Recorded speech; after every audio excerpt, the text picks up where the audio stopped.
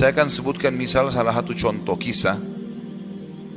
Ibnu Qayyim rahimahullah Al-Jauzi mengangkat kisah tentang Abi Qudamah, ya. Seseorang yang disebutkan namanya oleh beliau. Sudah pernah saya sebutkan cerita ini belum? Selalu belum, ya. Baiklah. Abi Qudamah, kata Ibnu Jauzi, adalah seseorang yang suka berjihad. Di zaman dulu, zaman tabi'in, suka berjihad, berperang. Dan dia selalu memotivasi orang untuk berjihad. Ditanya di salah satu masjid itu, dia lagi pulang dari jihad, pengalaman apa yang paling berkesan bagi anda di kancah peperangan jihad? Dia bilang, kisah seorang anak muda yang bertemu bidadari. Maka orang tanya, seperti apa ceritanya? Dia bilang, satu waktu saya pulang ke negeri saya, di kotanya. Kemudian saya motivasi orang untuk berperang, berjihad. Sampaikanlah motivasi, ayat-ayat, hadis, kisah-kisah nyata. Sampai orang-orang pada termotivasi untuk berjihad. Dia bilang, setelah selesai saya pulang, besok saya ingin bentuk pasukan, bergabung dengan pasukan muslimin untuk berjihad. Waktu saya pulang ke rumah, dia bilang tiba-tiba ada suara perempuan depan pintu, memanggil, wahai Abi Qudamah, Abi Qudamah. Dia bilang, saya baca, a'udzubillahi minasyaitonirrajim. Jangan sampai ini godaan syaitan. Perempuan malam-malam memanggil-manggil depan rumah. Dia enggak bilang, saya enggak mau buka pintu. Terdengar lagi suara kedua kali, Abi Qudamah, Abi Qudamah, buka pintu. Suara perempuan. Dia bilang, a'udzubillahi minasyaitonirrajim. Saya enggak mau buka, takut jadi fitnah, gitu kan. Terus perempuan itu rupanya nyaut depan pintu. Dia bilang, wahai Abi Qudamah, bukankah anda yang memotivasi kami berjihad? Dan saya terpengaruh dengan itu. Saya ingin menyumbang sesuatu. Bukalah pintunya. Dia bilang, saya dengar orang ini mau nyumbang hubungan dengan jihad, saya buka pintu. Perempuan itu rupanya bercadar. Dia bilang, pada saat saya buka pintu dan di hadapan saya tahu kalau orang ini kalau tidak pakai cadar, luar biasa Allah berikan kelebihan fisiknya. Terlihat wanita ini punya kecantikan, tapi dia tutup auratnya. Lalu saya alihkan pandangan saya dan saya katakan, apa yang akan engkau sumbang, ibu? Dia bilang, sesuatu yang paling indah dari tubuh saya, hai Abi Qudamah, adalah rambut saya. Saya memiliki rambut yang sangat bagus dan panjang. Maka saya sudah memotongnya dan saya sudah membentuknya supaya menjadi tali kekangan kuda. Maka saya minta agar rambut saya ini engkau jadikan tali kekangan kudamu, agar minimal rambutku ikut berperang. Abi Qudamah bilang, saya heran dengan imannya ibu ini. Luar biasa. Gak pernah ada orang terfikir seperti itu. Rambutnya panjang, lebat, tebal, dipotong, lalu dibuat sedemikian rupa sehingga bisa menjadi tali kekangan kuda. Gitu. Pakailah ini Abi Qudamah. Abi Qudamah bilang, baiklah, diambil. Pada saat sudah diambil, Abi Qudamah mau tutup itu, dia bilang, sebentar, masih ada satu lagi Abi Qudamah. Dia bilang apa? Suami saya mati syahid. Dan semoga Allah terima. Semoga juga kami disatukan di surga. Dan dia mewariskan seorang anak laki-laki yang mirip seperti dia. Maksudnya keimanannya, kefisiknya, segala macam. Saya harap anda tidak menolak anak saya besok ikut berjihad. Kata Abi Qudamah, baiklah. Tutup pintu. Besok pagi habis sholat subuh, habis syuruk, menjelang duha, berkumpullah orang-orang yang mau ikut jihad untuk bergabung dengan pasukan muslimin. Setelah Abi Qudamah bilang, saya motivasi mereka, datanglah seseorang dari belakang saya berteriak, Abi Qudamah, Abi Qudamah. Suara seorang laki-laki. Dia bilang, saya balik ke belakang. Waktu saya balik, saya seperti melihat matahari. Artinya ada seorang laki-laki putih, tinggi, gagah, rambutnya indah, fisiknya kekar di atas kuda. Dia bilang, saya sendiri kagum melihat orang ini. Luar biasa secara fisik, membuat orang sudah kagum. Dia bilang, terus dia bilang, ayah Abi Qudamah, saya anaknya ibu semalam yang memberikan rambut kepada anda. Dan saya siap untuk ikut berperang. Dan wasiat ibu saya agar saya jangan pulang, suruh mati syahid. Kata Abi Qudamah, saya kagum melihat lagi anak ini. Sudah kagum melihat ibunya, kagum melihat anaknya. Bagaimana keyakinan mereka berdua tentang janji Allah. Dan hidupnya di situ sudah. Lingkup hidupnya itu adalah yang dijanjikan oleh Allah dan Rasulnya. Udah, Allah bilang dapat ini, ya sudah, dia yakinkan iya. Sholat dapat ini, puasa dapat ini, jihad dapat ini. Yakin, tidak ada keraguan. Hidupnya terbentuk di situ. Itu yang dijalani sama dia. Dia yakin meninggalkan juga dosa, ini adalah pintu yang baik. Kalau dia buat, dia akan jauh dari Allah. Maka dia berada di lingkup itu, kendaraan itulah. Kata Abi Qudamah, baiklah anak muda, kau masih muda, gitu kan. Saya akan letakkan kamu di bagian belakang pasukan. Anak muda itu diam. Dia bilang, Abi Qudamah bilang, ini saya tentu simpulkan ceritanya ya, karena saya tidak hafal secara lafaz letter tentang kisah, tapi saya datangkan poinnya gitu. Kata Abi Qudamah, waktu perang lagi berkecamuk, tiba-tiba anak muda ini sudah ada di depan. Lalu saya lihat dia, dan memang di pikiran saya dia bilang cuma anak muda itu saja.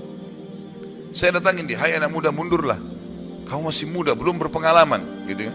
Saya khawatir atas dirimu. Dia bilang, wahai Abi Qudamah, Allah berfirman, hai orang-orang beriman, kalau kalian bertemu dengan orang kafir, jangan kalian mundur. Allah bilang, jangan mundur, Anda suruh saya mundur, gitu. Gitu.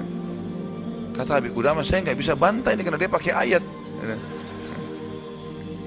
Maka saya pun berada di sebelahnya sampai akhirnya karena perang lagi berkecamuk terpisahkan, otomatis terpisahkan.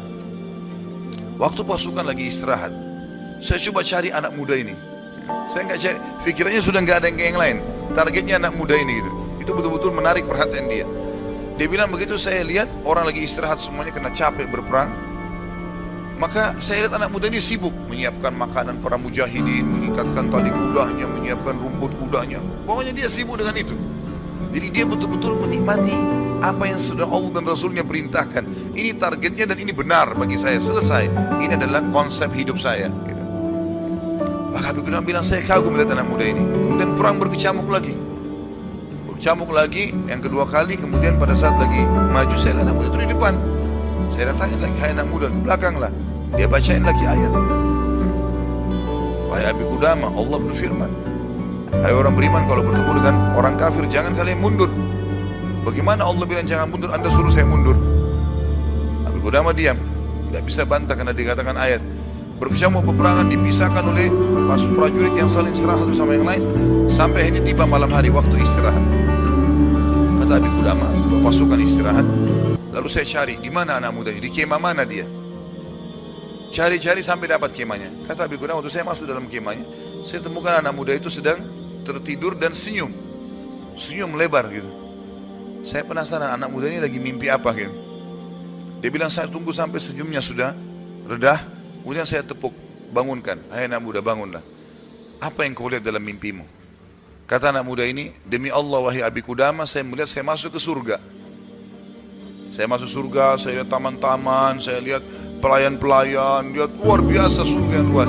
Dan saya lihat seorang wanita yang sangat cantik, saking cantiknya sampai saya tidak sabar untuk menjamahnya. Gitu. Lalu dia mengatakan, belum waktunya hai suamiku. Padahal sebenarnya anak mudanya belum menikah. Lalu dia bilang, engkau, perempuan itu bilang, engkau akan bertemu dengan aku besok siang. Kata anak muda itu, setelah itu Anda bangunkan saya. Dan saya berharap Allah membuat saya mati syahid besok untuk mendapatkan apa yang Allah janjikan. Yang jelas, kata Abi Qudamah, saya kagum. Artinya Abi Qudamah pun sekian tahun berjihad belum pernah mimpi seperti ini. Gitu kan? Besok pagi dia bilang berkecamuk lagi peperangan. Saya temukan anak muda itu di depan, terus dia menyerang musuh. Gitu kan? Sampai akhirnya peperangan selesai dan sudah menang muslimin, korban banyak di musuh dan di orang muslim. Anak Abi Qudamah bilang, target saya mengejar mana? Cari anak muda ini. Terbunuhkah atau belum terbunuhkah? Dicari. Dia bilang, saya cari di jenazah prajurit muslim yang disusun. Ternyata ada bergeletakan. Saya temukan ada anak muda itu penuh dengan darah, ya, tapi masih hidup. Dan dia lihat, waktu saya datang, dia dengan senyum mengatakan, Abi Qudamah, kesinilah. Dalam kondisi lagi luka-luka ini, berdarah-darah, gitu ya. Kata Abi Qudamah, saya pun datang. Apa beritamu hai anak muda? Dia bilang, hai Abi Qudamah, kalau kau pulang nanti ke kampung kita, ke negeri kita, sampaikan ke ibu saya salam dan bilang impian beliau sudah terkabulkan. Artinya saya akan menyusul ayah saya mati syahid. Lalu pesannya ini luar biasa. Dia bilang, wahai Abi Qudamah, apa kau ingat kisah tadi malam bidadari dalam mimpi saya?